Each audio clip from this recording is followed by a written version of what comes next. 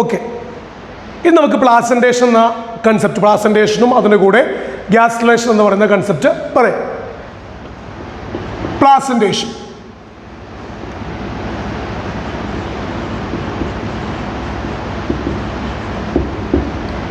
ഈ പ്ലാസന്റേഷൻ പറയാൻ വേണ്ടിയിട്ട് നമുക്ക് ട്രോപ്പോബ്ലാസ്റ്റിനെ പരിഗണിക്കാം. അപ്പോൾ രണ്ട് ഭാഗമായിട്ട് വേണം നിങ്ങളിത് മനസ്സിലാക്കാൻ. നമ്മൾ ബ്ലാസ്റ്റോസിസ്റ്റ് അറ്റാച്ച് ചെയ്തു എന്ന് പറഞ്ഞല്ലോ. അപ്പോൾ ബ്ലാസ്റ്റോസിസ്റ്റിൽ രണ്ട് പാർട്ട് പറഞ്ഞില്ലേ, ട്രോപ്പോബ്ലാസ്റ്റ് ഉണ്ട്, ഇന്നർ സെൽ മാസ് ഉണ്ട്. തൽക്കാലം ഇന്നർ സെൽ മാസ് അവിടെ നിൽക്കട്ടെ. നമുക്കിനി ട്രോപ്പോബ്ലാസ്റ്റ് വെച്ചിട്ട് പ്ലാസന്റേഷൻ പറയാം. ഓക്കെ, ഇന്നർ സെൽ മാസിനെ നമുക്കൊരു ഗ്യാസ്ട്രുലേഷനിലേക്ക് മാറ്റാം. ദെൻ ട്രോപ്പോബ്ലാസ്റ്റ് പ്ലാസന്റയുമായിട്ട് ഉള്ള ബന്ധം എങ്ങനെയാണ്, അതിന് വേണ്ടിയിട്ട് നിങ്ങൾ ഡയഗ്രാം NCERT തന്നെയുള്ള ഈ ഒരു ഡയഗ്രാം റെഫർ ചെയ്യണത് നല്ലതാണ്. ആ ഡയഗ്രത്തിൽ നിങ്ങൾക്ക് മനസ്സിലാകും എംബ്രിയോനെ കവർ ചെയ്തുകൊണ്ട് 4 മെംബ്രെയിൻസ് ഉണ്ട്. 4 എക്സ്ട്രാ എംബ്രിയോണിക് മെംബ്രെയിൻസ്. എക്സ്ട്രാ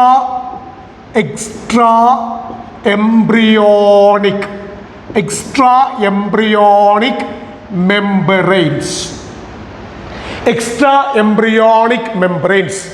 നോക്കൂ, ഏതൊക്കെയാണ് extra embryonic membranes? Extra embryonic membranes പ്രധാനമായിട്ടും 4 എണ്ണമാണ്. ഒന്നാമത്തേത് അമ്നിയോണ്, രണ്ടാമത്തേത് കൊറിയോണ്, മൂന്നാമത്തേത് അലൻഡോയ്സ്, നാലാമത്തേത് യോഗ്സാക്ക്. എല്ലാം ആ ഡയഗ്രത്തിൽ മെൻഷൻ ചെയ്തിട്ടില്ല എങ്കിൽ പോലും നിങ്ങൾ കറക്റ്റായിട്ടൊന്ന് ആ ഡയഗ്രാം റെഫർ ചെയ്ത് കഴിഞ്ഞാൽ മനസ്സിലാക്കാൻ പറ്റും. എംബ്രിയോനെ കവർ ചെയ്തുകൊണ്ട്, ഇന്നർ സെൽ മാസ് ആണല്ലോ എംബ്രിയോ ആയിട്ട് മാറുന്നത്. അപ്പോൾ ആ ഹ്യൂമൻ എംബ്രിയോനെ കവർ ചെയ്തുകൊണ്ട് പ്രധാനമായിട്ടും 4 മെംബ്രെയിൻസ് ഉണ്ട്. നമ്മളതിനെ പറയുന്ന പേര് എക്സ്ട്രാ എംബ്രിയോണിക് മെംബ്രെയിൻസ് എന്നാണ്. എക്സ്ട്രാ എംബ്രിയോണിക് മെംബ്രെയിൻസ്, എംബ്രിയോക്ക് പുറത്തുള്ള membranes, extra embryonic membranes. ആരൊക്കെയാണത്? അമ്നിയോണ്, chorion, allantois, യോഗ്സാക്ക്. ഒന്നുകൂടി ശ്രദ്ധിച്ചേ, അമ്നിയോണ്, കൊറിയോണ്, അലൻഡോയ്സ്, യോഗ്സാക്ക്. അമ്നിയോണ് അമ്നിയോട്ടിക് ഫ്ലൂയിഡ് അല്ലേ, അമ്നിയോണാണ് എംബ്രിയോനെ പ്രൊട്ടക്ട് ചെയ്യുന്നത്. എംബ്രിയോക്ക് ക്ഷതമൊന്നും ഏൽക്കാതെ, എംബ്രിയോക്ക് ഡെസിക്കേഷൻ ഒന്നും സംഭവിക്കാതെ, എംബ്രിയോക്ക് ന്യൂട്രിയൻസും അതുപോലെ തന്നെ എംബ്രിയോനെ വയബിലിറ്റി അല്ലെങ്കിൽ എംബ്രിയോനെ കവർ ചെയ്തുകൊണ്ട് എംബ്രിയോനെ പ്രൊട്ടക്ട് ചെയ്യുന്ന ആള് അമ്നിയോണാണ്. ഇനി അമ്നിയോന് ശേഷം വരുന്ന ആളാണ് കൊറിയോണ്. നോക്കൂ, after implantation finger-like projections appear on trophoblast. And that finger-like projection is called chorionic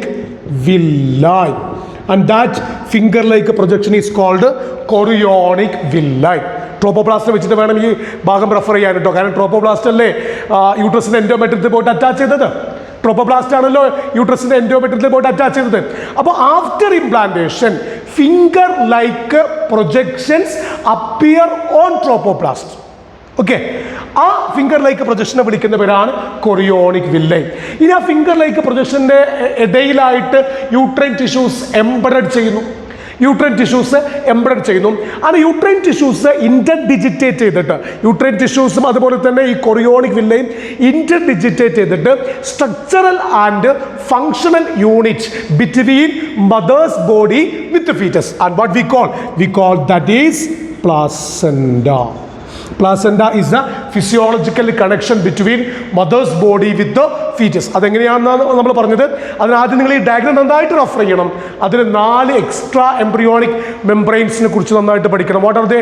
അമ്നിയോണ്, chorion, allantois, yolk sac. Amnion immediate membrane over the embryo, amniotic fluid. Second chapter reproductive ഹെൽത്തിൽ നമുക്ക് അമ്നിയോസിന്തസിസ് എന്ന് പറയുന്ന കൺസെപ്റ്റ് എല്ലാം പഠിക്കാനുണ്ട്.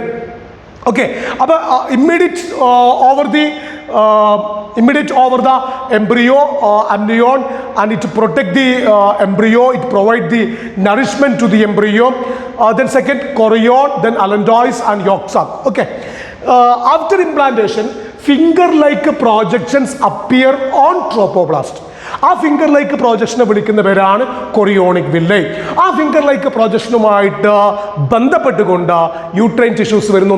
അത് യൂട്രൈൻ ടിഷ്യൂസും ഈ finger like പ്രൊജക്ഷനും കൂടി embedded ചെയ്തിട്ട് there is a physiological connection between mother's body with the foetus, and that is called placenta.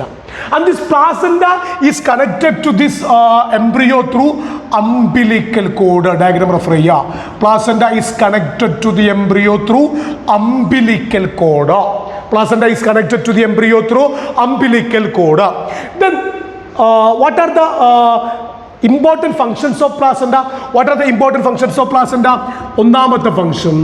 ഒന്നാമത്തെ ഫംഗ്ഷൻ അതിൻ്റെ ന്യൂട്രീഷനുമായിട്ട് ബന്ധപ്പെട്ടതാണ്. ഒന്നാമത്തെ ഫംഗ്ഷൻ ന്യൂട്രീഷനാണ്. ന്യൂട്രീഷൻ.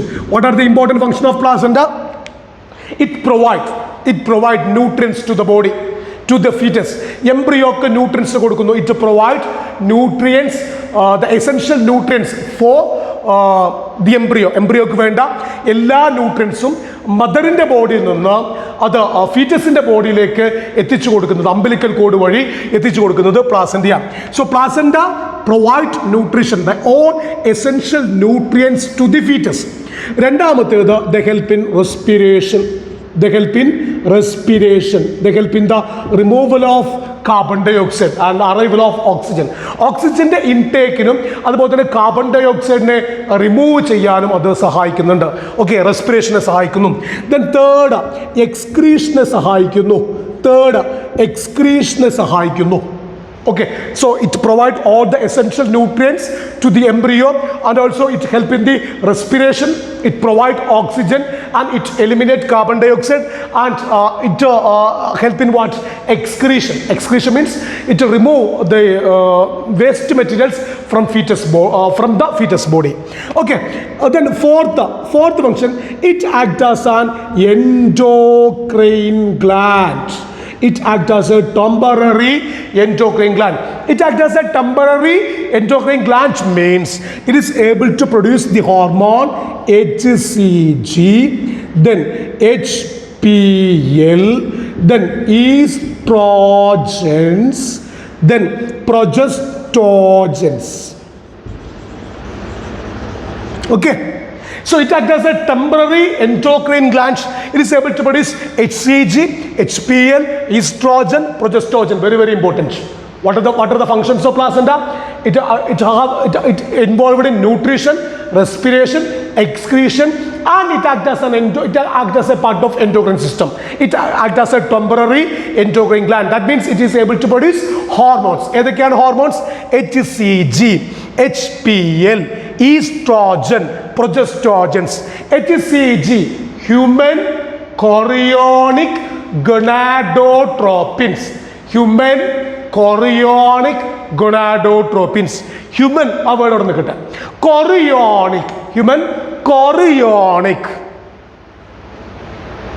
human chorionic, കൊറിയോണുമായിട്ട് ബന്ധമുണ്ട്.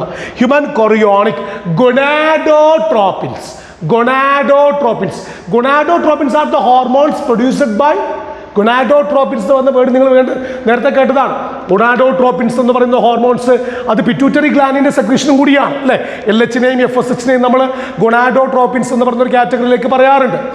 അപ്പോൾ ഗൊനാഡോട്രോപ്പിൻസ് എന്ന് പറയുന്ന കൺസെപ്റ്റ് പിറ്റ്യൂട്ടറി ഗ്ലാൻഡ് മാത്രമല്ല പ്രൊഡ്യൂസ് ചെയ്യുന്നത്, അത് പ്ലാസന്റയും കൂടി അതിൻ്റെ ഭാഗമാണ്, അല്ലെങ്കിൽ പ്ലാസന്റയ്ക്ക് കൂടി അങ്ങനെ ഒരു റോൾ ഉണ്ട് എന്ന് ഉറപ്പിക്കാൻ വേണ്ടിയിട്ടാണ് ഈ ഹോർമോൺ വരുന്നത്. HCG, human chorionic gonadotropin. Pregnancy ടെസ്റ്റിൽ HCGന്റെ പ്രസൻസ് ആണ് നോക്കുക. ഓക്കെ, പ്രഗ്നൻസി ടെസ്റ്റിൽ HCGന്റെ പ്രസൻസ് ആണ് നോക്കുക. So human chorionic gonadotropin. Second HPL. HPL means human placental lactogen. HPL means human placental lactogen. Human placental lactogen. Then estrogen and progestogen. So once again, refer the diagram and find out what is actually the placentation. Okay, so what are the four extra embryonic membranes? Amnion, chorion, allantois, yolk sac. Amnion, chorion, allantois, yolk sac. After implantation, finger-like projections appear on trophoblast. After implantation, finger-like projections appear on trophoblast, and that finger-like projection is called chorionic villi. Okay, then uterine tissue become interdigitated with the chorionic villi and act as a act as a physiological connection between mother's body with the fetus, and that is known as placenta.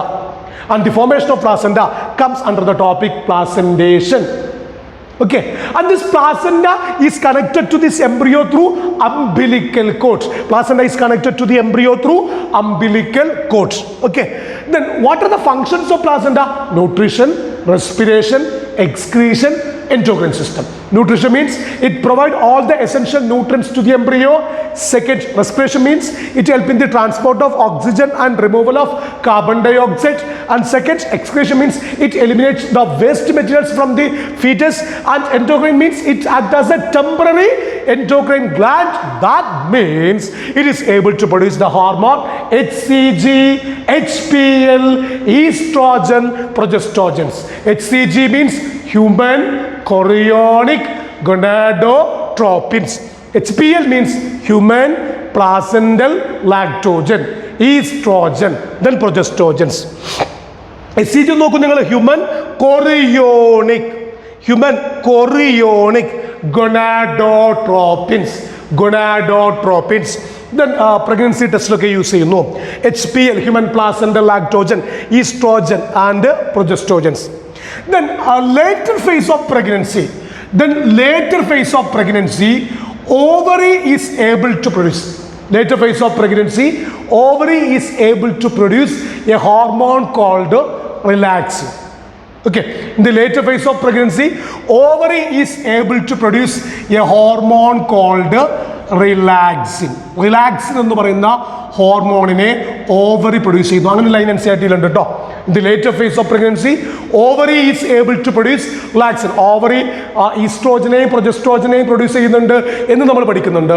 അതിന് പുറമെ നിങ്ങളുടെ മൈൻഡിലേക്ക് catch ചെയ്യേണ്ട ഒരു very very important point as for your entrance exam, ovary is able to produce relaxin.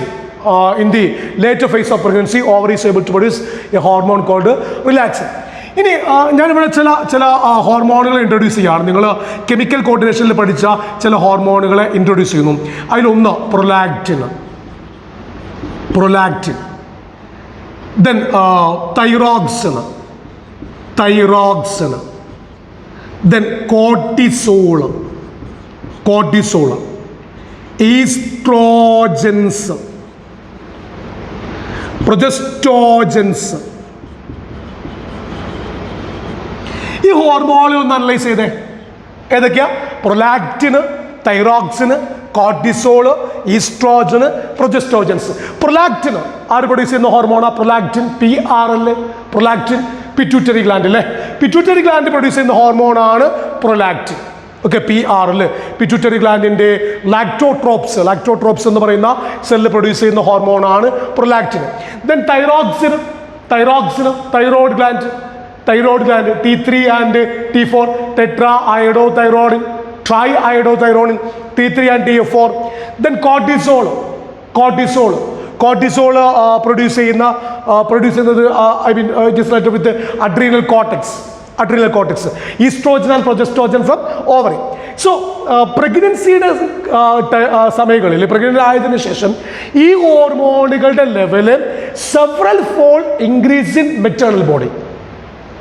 നിർബന്ധമായിട്ടും ഈ ഹോർമോണുകളുടെ അളവ് ഒരുപാട് മടങ്ങ് പ്രഗ്നൻ്റ് ആയ ലേഡീസിൽ കൂടണം. അതായത് ഒരു നോർമൽ ഫീമെയിലിനെയും ഒരു പ്രഗ്നൻ്റ് ആയ ലേഡിയെയും തമ്മിൽ കമ്പയർ ചെയ്യുമ്പോൾ അവരുടെ ഹോർമോണിൻ്റെ ഒരു ലെവൽ നമ്മൾ ചെക്ക് ചെയ്തിട്ടുണ്ടെങ്കിൽ പ്രഗ്നൻ്റ് ആയ ലേഡിയിൽ ഈ ഹോർമോണുകളുടെ അളവ് ഇൻക്രീസ് ചെയ്യണം.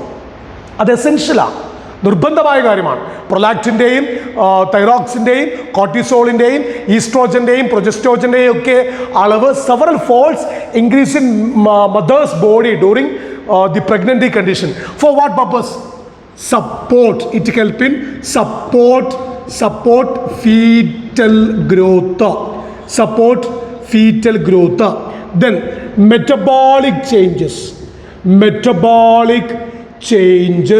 support fetal growth, then metabolic changes in mother. Then maintenance of endometrium. Maintenance of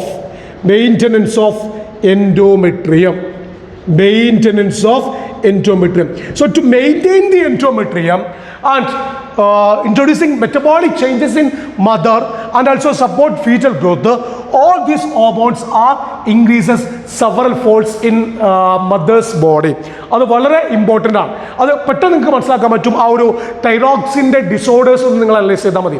+1 chemical coordination എന്ന് പറയുന്ന ചാപ്റ്ററിലെ തൈറോക്സിൻ്റെ ഡിസോർഡേഴ്സ്, ക്രിട്ടിനിസ് ഉണ്ടാക്കുന്നത് ആ കുഞ്ഞിന് പ്രോബ്ലം ഉള്ളത് കൊണ്ടല്ലോ. അമ്മയുടെ പ്രഗ്നൻ്റായ ലേഡീസിൽ തൈറോക്സിൻ്റെ അളവ് കുറയുമ്പോൾ ഉണ്ടാകുന്ന കണ്ടീഷനല്ലേ. പ്രഗ്നൻ്റായ ലേഡീസിൽ തൈറോക്സിൻ്റെ അളവ് കുറയുമ്പോൾ അത് അമ്മയേക്കാൾ കൂടുതൽ ബുദ്ധിമുട്ട് ജനിക്കാൻ പോകുന്ന കുഞ്ഞിനാണ്. കാരണം ആ കുഞ്ഞിൻ്റെ ഗ്രോത്തിനെ അത് ബാധിക്കും. എന്തൊക്കെയാണ് അവിടെ പറഞ്ഞ പ്രശ്നങ്ങൾ വന്നാലോചിച്ച് നോക്കൂ. ക്രിട്ടിനിസം അല്ലെ, stunted growth, cretinism, mental retardation, low IQ, deaf mutism, abnormal skin അല്ലേ, ഈ പ്രോബ്ലം ഒക്കെ ഉണ്ടാകുന്നു. അപ്പോൾ ഈ പ്രോബ്ലം ഉണ്ടാവാൻ കാരണം പ്രഗ്നൻ്റായ ലേഡീസിൽ തൈറോക്സിൻ്റെ അളവ് കുറഞ്ഞതാണ് അല്ലെ, cretinism, stunted growth, okay, then mental retardation, deaf mutism, abnormal skin, okay. ഈ പ്രോബ്ലംസ് ഒക്കെ തന്നെ ലോ IQ ഇതെല്ലാം തന്നെ ആ കുട്ടിക്ക് ഉണ്ടാകുന്നു. അപ്പോൾ സ്വാഭാവികമായിട്ടും മാൽഫോംഡ് ആയിട്ടുള്ള അല്ലെങ്കിൽ അല്ലെങ്കിൽ ജനറ്റിക്കലോ അല്ലെങ്കിൽ ക്രോമസോമലോ ഡിസോർഡേഴ്സോട് കൂടിയ അല്ലെങ്കിൽ മറ്റ് ഇഷ്യൂയോട് കൂടിയ കുട്ടികൾ ജനിക്കുന്നുണ്ടെങ്കിൽ അവിടെ ഡോക്ടേഴ്സ് ആദ്യം തന്നെ ആ കപ്പിൾസിനടുത്ത് ചോദിക്കുന്ന വളരെ പ്രധാനപ്പെട്ട ഒരു കാര്യം, പ്രഗ്നൻ്റായ ടൈമിൽ ഹോർമോണിൻ്റെ ഇംബാലൻസ് എന്തെങ്കിലും ഉണ്ടായിരുന്നോ എന്നുള്ളതാണ്. പ്രത്യേകിച്ചും ഡിസോർഡേർഡ് കൂടി കുട്ടികൾ ജനിക്കുന്നത് കൂടിക്കൊണ്ടിരിക്കുന്ന ഒരു സാഹചര്യത്തിൽ പ്രത്യേകിച്ച് ഡോക്ടേഴ്സ് അവരുടെ അടുത്ത് ഐഡൻറ്റിഫൈ ചെയ്യൽ ഹോർമോണൽ പ്രോബ്ലംസ് എന്തെങ്കിലും ആ ഒരു ടൈമിൽ, പീക്ക് ടൈമിൽ എന്തെങ്കിലും വന്നിരുന്നോ എന്നുള്ളതാണ് പ്രധാനപ്പെട്ടൊരു നോക്കുന്നത്. അപ്പോൾ ഈ ഹോർമോണിൻ്റെ പ്രൊലാക്റ്റിൻ്റെയും തൈറോക്സിൻ്റെയും കോർട്ടിസോൾ, ഈസ്ട്രോജൻ, പ്രൊജസ്ട്രോജൻ, ഈ ഹോർമോണുകളുടെ അളവ് several fold increases in maternal body, in mother's body during pregnancy. For what purpose? It is helpful to support fetal growth, metabolic changes in mother, and also maintenance of the endometrium. ഇനി ഇതുമായിട്ട് ബന്ധപ്പെട്ട് നമുക്ക് പറയാനുള്ള മറ്റൊരു കാര്യം ഗ്യാസ്ട്രുലേഷനാണ്. ഗ്യാസ്ട്രുലേഷൻ ഞാൻ നേരത്തെ നിങ്ങൾക്ക് സൂചിപ്പിച്ചതാണ്. ജേം ലേയേഴ്സ് ഉണ്ടാകുന്നു. Gastrula is one of the embryonic stage, morula, blastula എന്നൊക്കെ നമ്മൾ പറയുന്ന പോലെ തന്നെ ഒരു എംബ്രിയോണിക് സ്റ്റേജ് ആണ് ഗ്യാസ്ട്രുല. അപ്പം നമുക്കിനി ഇൻട്രൊഡ്യൂസ് ചെയ്യാനുള്ള കൺസെപ്റ്റ് ഗ്യാസ്ട്രുലേഷനാണ്. അപ്പോൾ ഗ്യാസ്ട്രുലേഷനുമായിട്ട് ബന്ധപ്പെട്ട് നമുക്ക് പറയാനുള്ളത് ഫോർമേഷൻ ഓഫ് ജേം ലേയേഴ്സ്. ഇനി നമ്മൾ ആലോചിക്കേണ്ടത് ഇന്നർ സെൽ മാസുമായിട്ട് ബന്ധപ്പെട്ടാണ്. So what happened to inner cell mass? Immediately after implantation, the inner cell mass get differentiated into the layers. ആ ലേയേഴ്സ് നമ്മൾ വിളിക്കുന്ന പേരാണ് ജേം ലേയേഴ്സ് അല്ലെങ്കിൽ ജേർമിനൽ ലേയേഴ്സ്. ആ ലേയേഴ്സ് ഫോം ചെയ്യുന്ന ഒരു സ്റ്റേജാണ് ഗ്യാസ്ട്രുലേഷൻ. ഓക്കെ, ആ ലേയേഴ്സ് ഏതാണെന്ന് നിങ്ങൾക്ക് അനിമൽ കിങ്ഡത്തിൽ നിന്ന് നിങ്ങൾ റെഫർ ചെയ്ത് ക്യാച്ച് ചെയ്തിട്ടുണ്ടാവുമല്ലോ. അപ്പോൾ ഗ്യാസ്ട്രുലേഷൻ എന്നതുകൊണ്ട് ഉദ്ദേശിക്കുന്നത് ഇതുവരെ നമ്മൾ പറഞ്ഞ കാര്യം പ്ലാസന്റേഷനുമായിട്ട് ബന്ധപ്പെട്ട കാര്യമാണ്, അത് ട്രോപ്പോബ്ലാസ്റ്റുമായിട്ട് ബന്ധപ്പെട്ട് നിൽക്കുന്നതാണ്. ഇനി നമ്മൾ ഇന്നർ സെൽ മാസിനെ ഗ്യാസ്ട്രുലേഷന് വേണ്ടി ഇൻട്രൊഡ്യൂസ് ചെയ്യാണ്. അപ്പോൾ ആ ഇന്നർ സെൽ മാസ് എംബ്രിയോ ആയിട്ട് മാറാൻ പോവുകയാണ്. അപ്പോൾ ഇന്നർ സെൽ മാസിൽ സംഭവിക്കുന്ന കാര്യങ്ങൾ, ഇന്നർ സെൽ മാസിലുള്ള സെൽസുകൾ ലെയേഴ്സ് ആയിട്ട് അറേഞ്ച് ചെയ്യുന്നു. ആ ലെയേഴ്സിനെ വിളിക്കുന്നവരാണ് germ layers or germinal layers. So what is germ layers? Layers of the gastrula. What is gastrula? One of the embryonic stage. Okay, layers of the gastrula from which all the organs are developed. അത് നമ്മൾ ആ ലേയേഴ്സിനെ ഏതൊക്കെയാണ് introduce ചെയ്തത്? Ectoderm അല്ലേ, ectoderm, then mesoderm middle layer, mesoderm, then endoderm inner layer. അപ്പോൾ ectoderm, മീസോഡേർമ, എൻഡോഡേർമ തുടങ്ങിയ 3 layers present ആണ് ഈ ഒരു ജേം ലേയേഴ്സ്. അവിടുന്നാണ് ഓർഗൻസ് ഡെവലപ്പ് ചെയ്യുന്നത്. ആ ഓർഗൻസ് ഏതൊക്കെയാണ് ഡെവലപ്പ് ചെയ്യുന്നത് എന്നുള്ളതും നിങ്ങൾ +1 മനസ്സിലാക്കിയിട്ടുണ്ട്. ഹാർട്ട് ഫോം ചെയ്യണത്, അതുപോലെ തന്നെ മസിൽ ഫോം ചെയ്യണത്, നോട്ടോകോഡൽ ഡെറിവേറ്റീവ്, സീലത്തെ ലൈൻ ചെയ്തുകൊണ്ട് മീസോഡേർമൽ സെൽസ് നിൽക്കുന്നത്, ഇതെല്ലാം തന്നെ അനിമൽ കിങ്ഡത്തിലും ബോഡി ഫ്ലൂയിഡ്സ് ആൻഡ് സർക്കുലേഷനിലും ലോക്കോമോഷൻ മൂവ്മെന്റ് എന്നുള്ള ചാപ്റ്ററിലൊക്കെ നിങ്ങൾ മനസ്സിലാക്കിയതാണ്. അപ്പോൾ ഈ ഗ്യാസ്ട്രുലേഷൻ എന്ന് പറയുന്ന ഒരു കൺസെപ്റ്റ് ഓർഗനോജനസിന് മുമ്പ് ഗ്യാസ്ട്രുലേഷൻ എന്ന് പറയുന്ന ഒരു കൺസെപ്റ്റ് ഈ 3 ലെയേഴ്സായിട്ട് ട്രിപ്ലോബ്ലാസ്റ്റിക് കണ്ടീഷനായിട്ട് ഔട്ടർ എക്ടോഡേമും മിഡിൽ മീസോഡേമും ഇൻ്റർ എൻഡോഡേമുമായിട്ട് സെൽസ് അറേഞ്ച് ചെയ്യുന്നു. അതാണ് ഗ്യാസ്ട്രുലേഷൻ. ഓക്കെ, അതിൽ കാണുന്ന ആ സെൽസിനെ നമ്മൾ അവിടെയുള്ള ആ പ്രധാനപ്പെട്ട സെൽസിനെ നമ്മൾ ഇൻട്രൊഡ്യൂസ് ചെയ്യുന്ന വേർഡ് സ്റ്റെം സെൽസ് എന്നാണ്. Stem cells. Stem cells. So stem cells have the potency to give rise to the organs or the tissues. Okay, tissues ആയിട്ടും ഓർഗൻസ് ആയിട്ടും മാറാനുള്ള ആ പൊട്ടൻസി കാണിക്കുന്ന ആ ഒരു ജെം ലെയേഴ്സിലുള്ള ആ സെൽസുകളെ നമ്മൾ പരിചയപ്പെടുത്തുന്ന വേർഡാണ് stem cells, basic cells. Okay, അടിസ്ഥാന കോശങ്ങൾ അല്ലെങ്കിൽ മൂലകോശങ്ങൾ എന്നൊക്കെ നമുക്ക് പറയാൻ പറ്റിയത് സ്റ്റെം സെൽസ് ആണ്. That means that cells have the property to give rise to the tissues or the organs. അപ്പോൾ അങ്ങനെ സ്റ്റെം സെൽസ് വഴി ഓർഗൻസ് ഉണ്ടാകുന്ന അല്ലെങ്കിൽ ലെയേഴ്സുകളൊക്കെ ഫോം ചെയ്തിട്ട് പിന്നീടുള്ള ഡെവലപ്മെൻറ്റിൽ ഓർഗൻസും അതുപോലെ തന്നെ ടിഷ്യൂസൊക്കെ ആയിട്ട് മാറുന്ന ആ ബേസിക് സെൽസുകൾ വിളിക്കുന്ന പേരാണ് സ്റ്റെം സെൽസ്. ആ ഒരു സ്റ്റേജിന് വിളിക്കുന്ന പേരാണ് ഗാസ്ട്രുല. ആ ലെയേഴ്സുകളാണ് എക്ടോഡേമ്, മീസോഡേമ്, എൻഡോഡേമ്. ദെൻ ആ ഒരു പ്രോസസ്സിന് നമ്മൾ വിളിക്കുന്ന പേരാണ് ഗ്യാസ്ട്രുലേഷൻ. ഓക്കെ, അപ്പോൾ ഈ ഒരു ലോങ് വീഡിയോ സെഗ്മെൻറ്റിൽ നമ്മൾ ഇൻട്രൊഡ്യൂസ് ചെയ്ത കാര്യങ്ങൾ ഫെർട്ടിലൈസേഷൻ മുതൽ ഗ്യാസ്ട്രുലേഷൻ വരെയുള്ള കാര്യങ്ങളാണ്. ഫെർട്ടിലൈസേഷൻ എന്ന് വെച്ചാൽ fusion of male gamete, sperm with female gamete, ovum leading to the formation of zygotes. During fertilization, a sperm comes in contact with zona pellucida and some cortical changes on zona pellucida, and it prevents the entry of the additional sperm into the cytoplasm. So by the entry of the sperm into the cytoplasm of the secondary oocyte, it completes the second meiotic division, which is also unequal division, and formation of the second polar body and also the ovum. Soon the haploid nucleus of the ovum fuse with the haploid nucleus of the sperm, leading to the formation of zygote. Okay, പിന്നെ നമ്മൾ principles of inheritance and variation എന്നുള്ള ചാപ്റ്ററുമായിട്ട് connect ചെയ്തുകൊണ്ട് പിന്നീട് നമ്മൾ introduce ചെയ്തത് sex determination, chromosomal method of sex determination ആണ്. We say male have the duty to determine the sex of the baby because male have the condition heterogamety. The two gametes are different. One is 22A plus X and the other one is 22A plus Y. So heterogamety. So one of the example for male heterogamety is XX-XY sex determination in human beings. Then cleavage or rapid division, rhythmic division, mitotic division, equational division to zygote. Then the blastomase to 4, 8, 16 cells. Then embryo with 8 to 16 cell stage is called morula. Then after blastocyst, the outer cell trophoblast and the inner cell mass. Inner cell mass get differentiated into embryo and the trophoblast attach on endometrium. What we call that is implantation. Okay. Then placentation. After implantation, finger-like projection, chorionic villi. Before that, the extra embryonic membranes, amnion, chorion, allantois, yolk sac. Then chorionic villi is interdigitated to form uterine tissue to form the placenta. Functions of placenta, umbilical cord. Then what is the role of relaxin, and also what are the role of these hormones on pregnancy? It improves the fetal growth, metabolic changes in mother, and maintenance of the endometrium.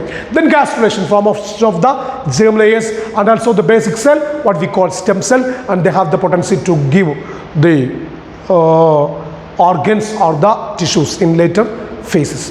Okay, ഇനി നമുക്ക് ഓർഗനോജനസിസ് എന്ന് പറയുന്ന ടോപ്പിക്കാണ്. ഗാസ്ട്രുലേഷൻ കഴിഞ്ഞാൽ ഇനി അടുത്തത് ഓർഗനോജനസിസ്. Organogenesis means formation of the organs. Genesis means formation. So organogenesis means formation of organs. ഈ formation of organs during first month, second month, third month, gestation period എങ്ങനെയൊക്കെയാണെന്നാണ് നമുക്ക് പറയുന്നത്. ഫസ്റ്റ് മന്തിൽ by the end of first month of pregnancy, first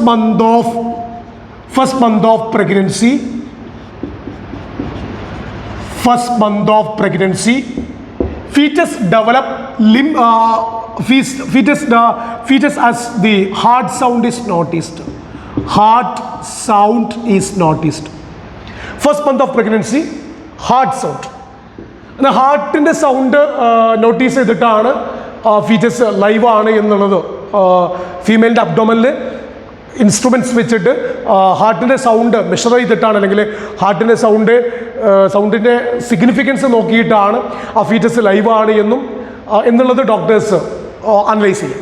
so first month of pregnancy heart sound ആണ് notice ചെയ്യുക, അല്ലെങ്കിൽ ഹാർട്ടിൻ്റെ ഫോർമേഷനാണ്. സെക്കൻഡ് മന്തിൽ ലിംസും ഡിജിറ്റ്സും, സെക്കൻഡ് മന്തിൽ ലിംസ് ആൻഡ് ഡിജിറ്റ്സ് ഫോം ചെയ്യുന്നു. Limbs and digits. Okay. By the end of third month എന്ന് പറയുമ്പോൾ first trimester, then that means 12 weeks of pregnancy.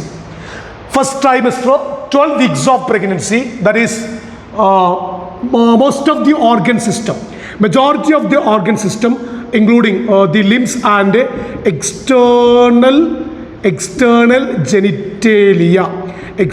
genitalia are formed. Okay. So by the end of the first month, formation of heart. Second month, limbs and digits. Third month, most of the organ system including limbs and external genitalia are formed. Then fifth month, during fifth month, ഫീറ്റസിൻ്റെ ഹെഡിൽ hair form ചെയ്യുന്നു. അതുപോലെ തന്നെ first movement of the foetus is noticed. അപ്പോൾ ഹെഡിൽ hair form ചെയ്യുന്നു, അതുപോലെ തന്നെ first movement of the foetus notice ചെയ്യും. ദെൻ സിക്സ്ത് മന്തിൽ, ഡ്യൂറിങ് സിക്സ്ത് മന്ത് എന്ന് പറയുമ്പോൾ second trimester, 24 weeks. Second trimester, then 24 weeks. Sixth മന്തിൽ ഐലിഡ്സ് സെപ്പറേറ്റ് ചെയ്യുന്നു. ഐലിഡ്സ്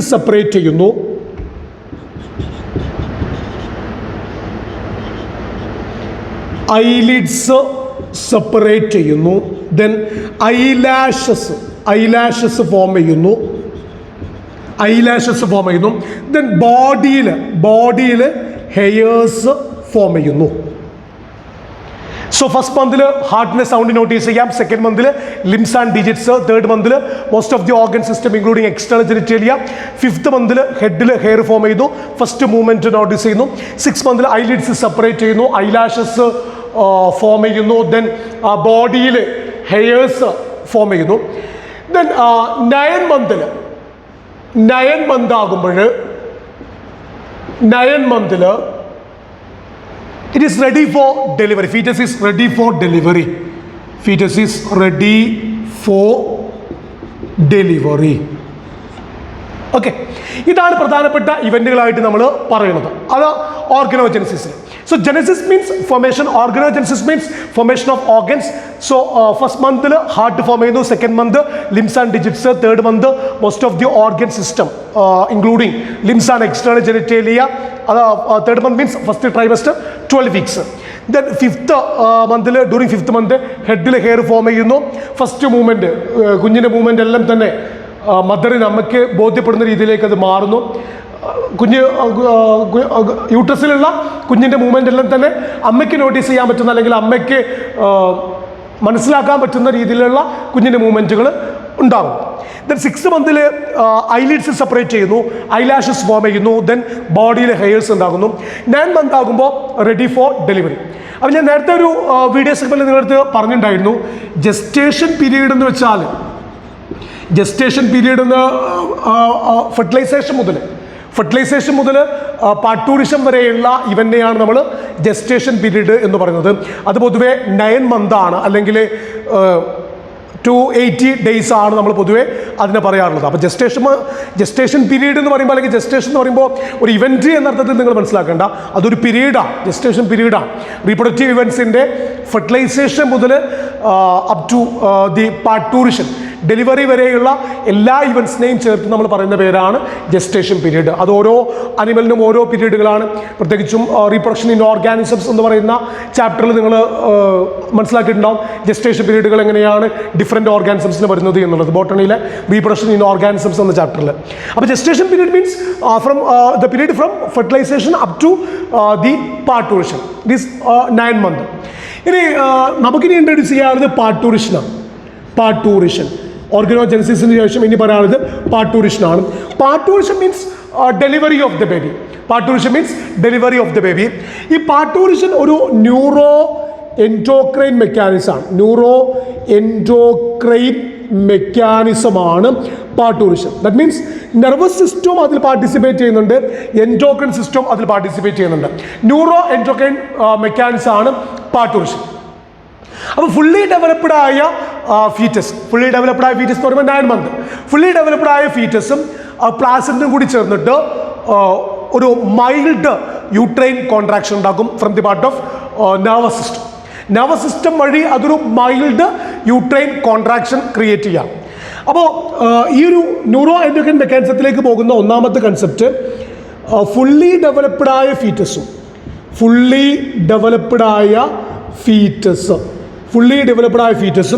ദെൻ പ്ലാസന്റയും കൂടി ചേർന്നിട്ട് ഫുള്ളി ഡെവലപ്ഡ് ആയ ഫീറ്റസും പ്ലാസന്റയും കൂടിയാണ്, ഈ രണ്ടാളുകളും കൂടിയാണ് ഫീറ്റസ് ഇജെക്ഷൻ റിഫ്ലക്സിന് കാരണമാകുന്നു. ഫുള്ളി ഡെവലപ്ഡ് ആയ ഫീറ്റസും പ്ലാസന്റയും കൂടിയാണ് ഫീറ്റസ് ഇജെക്ഷൻ റിഫ്ലക്സിന് കാരണമാകുന്നത്. അപ്പോൾ ഫീറ്റസ് ഫുള്ളി ഡെവലപ്ഡ് ആയ ഫീറ്റസും പ്ലാസന്റയും കൂടി ചേർന്നിട്ട് ഫീറ്റസ് ഇജെക്ഷൻ റിഫ്ലക്സ് ക്രിയേറ്റ് ചെയ്യും. ആ ഫീറ്റസ് ഇജെക്ഷൻ റിഫ്ലക്സ് നെർവസ് സിസ്റ്റത്തിൻ്റെ ഭാഗത്തു നിന്നാണ് ഉണ്ടാവുക. അതൊരു മൈൽഡ് യൂട്രൈൻ കോൺട്രാക്ഷനാണ്.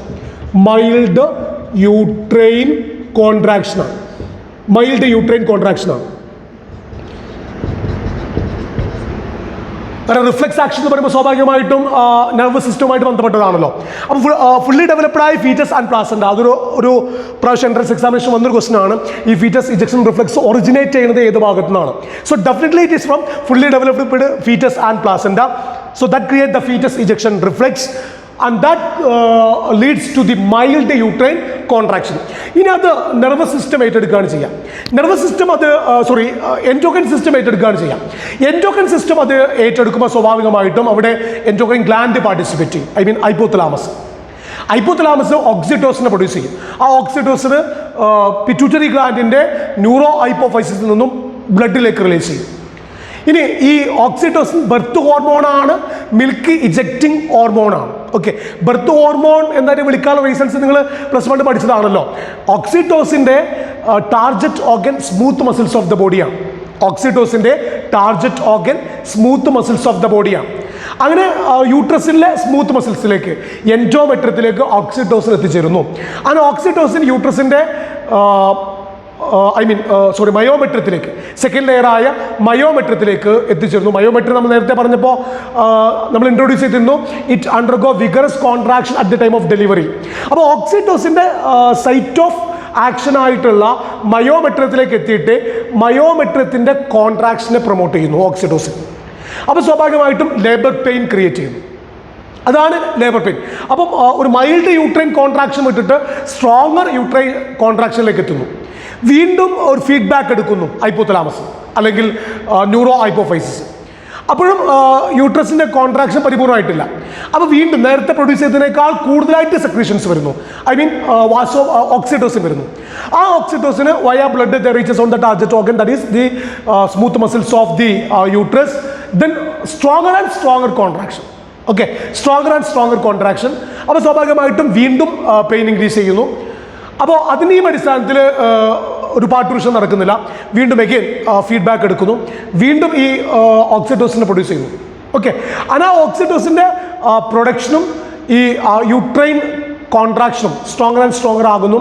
അതിൻ്റെ അടിസ്ഥാനത്തിൽ അവസാനം ഫൈനലി യൂട്രസിൻ്റെ കോൺട്രാക്ഷൻ മാക്സിമം ആയിട്ട് ഈ ഫീറ്റസ് ഫീമെയിലിൻ്റെ ബോഡിയിൽ നിന്ന് ബർത്ത് കനാൽ വഴി cervix along with vagina, cervical canal along with vagina form birth canal നമ്മൾ പറഞ്ഞല്ലോ. ആ ബർത്ത് കനാൽ വഴി അത് ഫീമെയിൽ റീപ്രൊഡക്റ്റീവ് പാർട്ടിൽ നിന്നും കുഞ്ഞ് പുറത്തേക്ക് വരുന്നു. അതിനെയാണ് നമ്മൾ പാർട്ടൂർഷൻ എന്ന് പറയാം.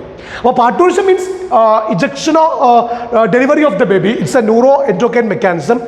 So fully developed fetus and placenta that creates the fetus ejection reflex, and that comes under the category of mild uterine contraction. So from that the topic is changed into the endocrine system. Endocrine system, the hypothalamus, the neurohypophysis that is able to produce the hormone oxytocin. The site of action is definitely the uterine myometrium. So by the action of the oxytocin on myometrium, the contraction of the uterus is stronger and stronger, and that leads to the labor pain. And from the feedback that is given by the uterus to the hypothalamus, the secretion of oxytocin and also the contraction of myometrium is stronger and stronger, and finally the delivery of the baby is happen. That is parturition. ഇനി നമുക്ക് ഈ ചാപ്റ്ററിൻ്റെ അവസാനത്തെ ടോപ്പിക്കായിട്ടുള്ള lactation ആണ് introduce ചെയ്യാനുള്ളത്. Okay, ഇനി നമുക്ക് പറയാനുള്ളത് ലാക്ടേഷൻ എന്നുള്ള ടോപ്പിക്കാണ്. ലാസ്റ്റ് ടോപ്പിക് ഹ്യൂമൻ റീപ്രൊഡക്ഷൻ എന്ന ചാപ്റ്ററിൻ്റെ ഫൈനൽ ടോപ്പിക്കാണ് lactation. So lactation means production and release of milk. Lactation means production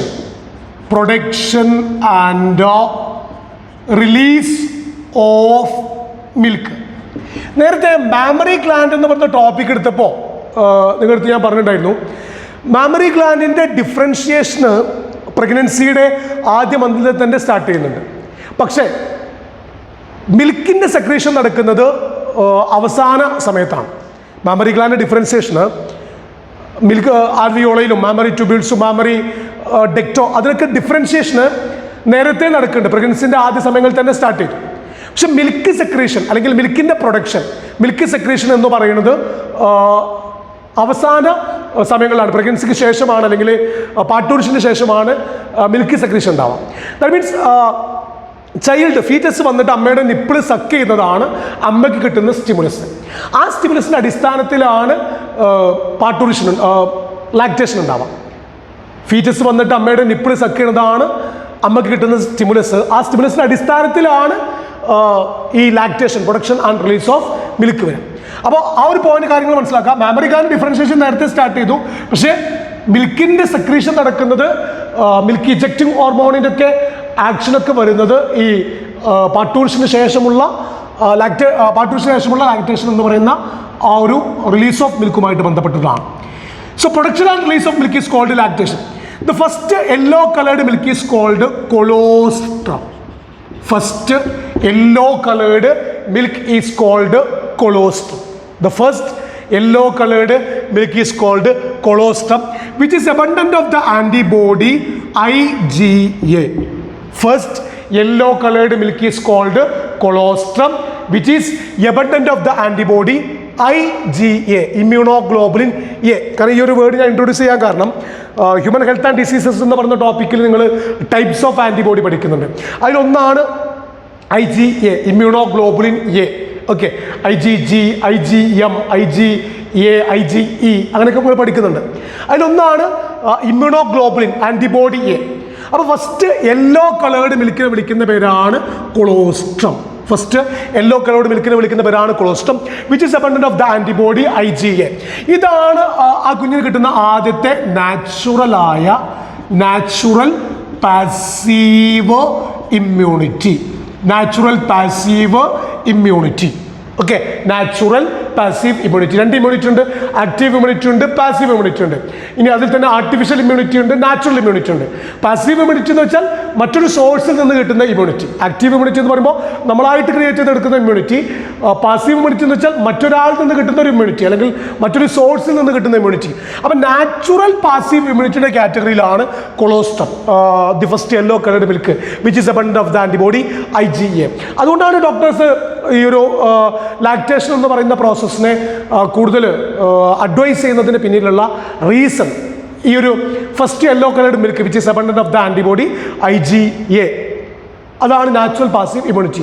അതിൻ്റെ അപര്യാപ്തത മൂലം, ഷോർട്ടേജ് മൂലം സ്വാഭാവികമായിട്ടും കുറേ പ്രോട്ടീൻ്റെ ഡെഫിഷ്യൻസി മൂലമുള്ള കുറേ ഡിസോർഡേഴ്സ് ഉണ്ടാവും. അതും നിങ്ങൾ ഡൈജഷൻ ആൻഡ് അബ്സോർപ്ഷനിൽ പഠിക്കുന്നുണ്ടല്ലോ, PEM, പ്രോട്ടീൻ എനർജി മാൽന്യൂട്രീഷൻ എന്ന് പറയുന്ന ടോപ്പിക്കിൽ, കോഷിയോർക്കറും മരാസ്മസും. അതിനൊക്കെ ഒരു reason, one of the reason, ഒരുപാട് റീസൺസ് ഉണ്ട്, എന്നാലും അത് നമുക്ക് പറയാൻ പറ്റിയ ഒരു പ്രധാനപ്പെട്ട റീസൺ സെക്കൻഡ് ചൈൽഡിൻ്റെ കൺസീവ്നെസ് വളരെ പെട്ടെന്ന്, ഫസ്റ്റ് ചൈൽഡിന് ശേഷം സെക്കൻഡ് ചൈൽഡിൻ്റെ കൺസീവ്നെസ് നേരത്തെ കിട്ടുകയും നേരത്തെ വരികയും, അതുപോലെ ഈ ഫസ്റ്റ് ചൈൽഡിനുള്ള ഒരു ന്യൂട്രീഷൻ്റെ ഡെഫിഷ്യൻസി, എസ്പെഷ്യലി കൊളസ്ട്രോൾ, അതുപോലെ തന്നെ മറ്റ് ഫുഡിൻ്റെയൊക്കെ, മറ്റ് പ്രോട്ടീൻ റിച്ച് ആയിട്ടുള്ള ഫുഡിൻ്റെയൊക്കെ ഡെഫിഷ്യൻസി വരുമ്പോഴാണ് ഈ ഒരു ഡിസീസുകൾ, പ്രോട്ടീൻ എനർജി മാൽന്യൂട്രീഷൻസ് എന്ന് പറയുന്ന ഈ ഡിസീസുകളൊക്കെ തന്നെ സ്വാഭാവികമായിട്ടും ഉണ്ടാകുന്നത് എന്നുള്ള ഒരു വസ്തുത നമ്മൾ മനസ്സിലാക്കണം. മാത്രമല്ല മറ്റു ആർട്ടിഫിഷ്യൽ ഫുഡുകൾ നേരത്തെ നാച്ചുറൽ ആയിട്ടുള്ള ഫുഡ് അല്ലെങ്കിൽ കൊളോസ്റ്റം പോലെയുള്ള മിൽക്കുകളൊന്നും ഇൻട്രൊഡ്യൂസ് ചെയ്യാതെ ആർട്ടിഫിഷ്യലായിട്ടുള്ള ഫുഡുകൾ കുഞ്ഞിൻ്റെ ബോഡിയിലേക്ക്, ഫീറ്റസിൻ്റെ ബോഡിയിലേക്ക് നേരത്തെ വന്നതും അതിൻ്റെ വൺ ഓഫ് ദ റീസൺ ആണെന്ന് പരിചയപ്പെടുത്തുന്നുണ്ട്. അപ്പോൾ സ്വാഭാവികമായിട്ടും ഈ ഒരു ഡിസോർഡേഴ്സിലേക്കൊക്കെ കുട്ടികൾ പോകാനുള്ള ഒരു കാരണം ഈ ഒരു ലാക്ടേഷൻ്റെ അപര്യാപ്തതയാണ്, അല്ലെങ്കിൽ ഈ കൊളോസ്റ്റത്തിലെ ആൻറ്റിബോഡീസിൻ്റെ ഒരു ആക്ഷൻ്റെ കുറവാണ് എന്നുള്ളതാണ് ഒരു ഇൻവെസ്റ്റിഗേഷനിലൂടെ പറയുന്നത്. So what is actually lactation? The production and release of milk. The first yellow coloured milk is known as colostrum which is abundant of the antibody IgA, that is the natural passive immunity. ഇതാണ് നമ്മുടെ human reproduction എന്ന് പറയുന്നൊരു ചാപ്റ്ററിൻ്റെ view. Okay, അപ്പോൾ ഒന്നുകൂടി ഞാൻ ആ chapter ഒരു ഓവറോൾ വ്യൂ നിങ്ങൾക്ക് തരികയാണ്. ഫസ്റ്റ് നമ്മൾ ഫസ്റ്റ് പാരഗ്രാഫിൽ ടൈപ്സ് ഓഫ് റീപ്രൊഡക്റ്റീവ് ഇവൻറ്റ്സ് ആണ് നമ്മൾ ഇൻഡിക്കേറ്റ് ചെയ്തത്. ദെൻ മെയിൽ റീപ്രൊഡക്റ്റീവ് സിസ്റ്റം, അതിൽ പ്രത്യേകിച്ചും നിങ്ങളുടെ ബോർഡ് എക്സാം ലെവലിൽ scrotum helps to maintain the low temperature of the testes 2 to 2.5 degree Celsius lower than the normal internal body temperature which is necessary for spermatogenesis. ആ ഒരു കാര്യം നന്നായിട്ട് മനസ്സിലാക്കി വെക്കാം. രണ്ടാമത് എക്സാം പോയിന്റ് ഓഫ് വ്യൂവിൽ നിങ്ങൾ സെർട്ടോളി സെൽസിൻ്റെ ഫംഗ്ഷൻ കൃത്യമായിട്ടൊന്ന് മനസ്സിലാക്കി വെക്കുക. ദെൻ ഈ seminal plasma which is rich in fructose, calcium and certain enzymes, secretions of the bulbourethral gland help in the lubrication of penis, ആ ഒരു കാര്യം. ദെൻ ഫീമെയിൽ റീപ്രൊഡക്റ്റീവ് സിസ്റ്റത്തിലേക്ക് നമ്മൾ വരുമ്പോൾ പ്രധാനമായിട്ടും ഫെലോപ്പിയൻ ട്യൂബാണ് കോൺസെൻട്രേറ്റ് ചെയ്യുന്നത് diagram. 10 to 12 centimeter length, infundibulum, fimbriae, ampulla, isthmus. Ampulla site of fertilization എന്ന ടോപ്പിക്. യൂട്രസ് നന്നായിട്ട് മനസ്സിലാക്കണം, അതിൻ്റെ ലെയേഴ്സാണ് എസ്പെഷ്യലി. ഓക്കെ, എക്സ്റ്റേണൽ തിന്നായിട്ടുള്ള membranous perimetrium, middle smooth muscles കൊണ്ട് നിർമ്മിക്കപ്പെട്ട മയോമെട്രിയം, ഇന്നർ ഗ്ലാൻഡുലാറായ എൻഡോമെട്രിയം. ഓക്കെ, ഇനി സ്പെർമാറ്റോജെനസിസിൻ്റെ ആ ഒരു ഏരിയയിൽ ആ രണ്ട് ഡയഗ്രം NCERT ഒരു സ്കീമാറ്റിക് റെപ്രസെൻറ്റേഷൻ കൊടുത്തത്, അതിൽ ഒരു ബ്ലാങ്ക് ഇട്ടുകൊണ്ട് സ്ഥിരമായിട്ട് എക്സാമിന് വരുന്നൊരു ഭാഗമാണ് ബോർഡ് എക്സാമിന് പ്രത്യേകിച്ചും. അതുകൊണ്ട് നിങ്ങൾ പിന്നെ previous years question papers refer ചെയ്ത് കഴിഞ്ഞാൽ തന്നെ മനസ്സിലാവും, ആ ഒരു ഡയഗ്രം, ആ ഒരു സ്കീമാറ്റിക് റെപ്രസെൻറ്റേഷൻ സ്ഥിരമായിട്ട് എക്സാമിന് വന്നുകൊണ്ടിരിക്കുന്ന ഒരു ടോപ്പിക്കാണ്. അപ്പോൾ ആ സ്കീമാറ്റിക് റെപ്രസെൻറ്റേഷൻ നന്നായിട്ട് എല്ലാവരും മനസ്സിലാക്കി വെക്കുക, അത് കൃത്യമായിട്ട് പഠിച്ചു വെക്കുക. സ്പെർമിയോജെനസിസും സ്പെർമിയേഷനും തമ്മിലുള്ള difference. Okay, release of sperm from Sertoli cells, അതുപോലെ തന്നെ സ്പെർമാറ്റിഡ് സ്പെർമായിട്ട് മാറുന്ന process. Structure of sperm with diagram, ആ ഡയഗ്രം ക്യാച്ച് ചെയ്തിട്ട് തന്നെ സ്ട്രക്ചർ ഓഫ് സ്പെർം മനസ്സിലാക്കാം. ദെൻ ഊജൻസിസുമായിട്ട് ബന്ധപ്പെട്ട് ഞാൻ നേരത്തെ പറഞ്ഞല്ലോ, ആ ഒരു സ്കീമാറ്റിക് റെപ്രസെൻറ്റേഷൻ്റെ ഒരു ആസ്പെക്ട്സ് നിന്നുകൊണ്ടായിരിക്കും ബോർഡ് എക്സാമിനേഷന് പ്രത്യേകിച്ചും ക്വസ്റ്റ്യൻസ് ഉണ്ടാവും. ദെൻ മെൻസ്ട്രൽ സൈക്കിളിൽ നമ്മൾ ആ വീഡിയോ സെഗ്മെൻറ്റിൽ ഒരു ഡയഗ്രമാറ്റിക് റെപ്രസെൻറ്റേഷൻ ഉണ്ടായിരുന്നല്ലോ, അതിൽ ഹോർമോൺസുകൾ ആക്ട് ചെയ്യണത് അതെല്ലാം തന്നെ, അതുപോലെ തന്നെ ഇതിൻ്റെ ഫേസുകൾ, follicular phase, proliferative phase, then ovulatory phase, secretory phase. LH surge, very very important. Okay, rapid secretion of LH during the middle of the menstrual cycle leads to the release of secondary oocyte from the Graafian follicle. LH surge. Okay, അതുപോലെ തന്നെ difference between menarche and menopause, first മെൻസ്ട്രേഷനും last മെൻസ്ട്രേഷനും. പിന്നെ fertilization, why all fertilization not lead to the pregnancy. Then fertilization mechanism. Okay, ഫെർട്ടിലൈസേഷൻ്റെ ഒരു physio chemical event, അത് നന്നായിട്ട് notice ചെയ്യാം.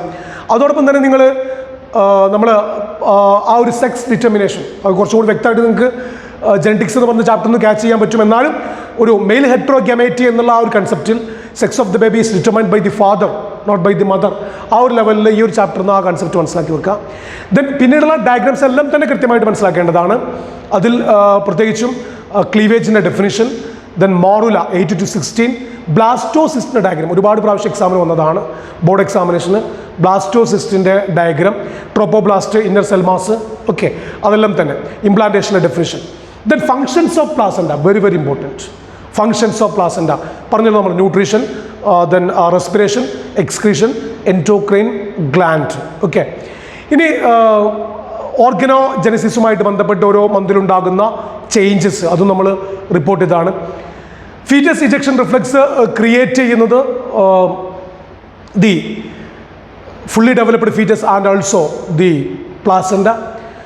ദെൻ അവിടെ ഹോർമോണൽ ആക്ഷൻ നന്നായിട്ട് മനസ്സിലാക്കി വെക്കുക. ലാസ്റ്റ് തിയററ്റിക്കലി നിങ്ങൾക്ക് മനസ്സിലാക്കാൻ പറ്റും ആ ഒരു ലാസ്റ്റ് ഭാഗം, ലാക്ടേഷൻ്റെ production and release of milk. Entrance examination ഞാൻ നേരത്തെ നിങ്ങളടുത്ത് സൂചിപ്പിക്കുന്ന പോലെ തന്നെ each and every line of the NCERT is very very important. Diagram പ്രത്യേകിച്ചും കെമിക്കൽ കോർഡിനേഷൻ എന്ന് പറയുന്ന ചാപ്റ്ററുമായിട്ട് നല്ല കണക്ഷൻ ഈ ചാപ്റ്ററിനുണ്ട്.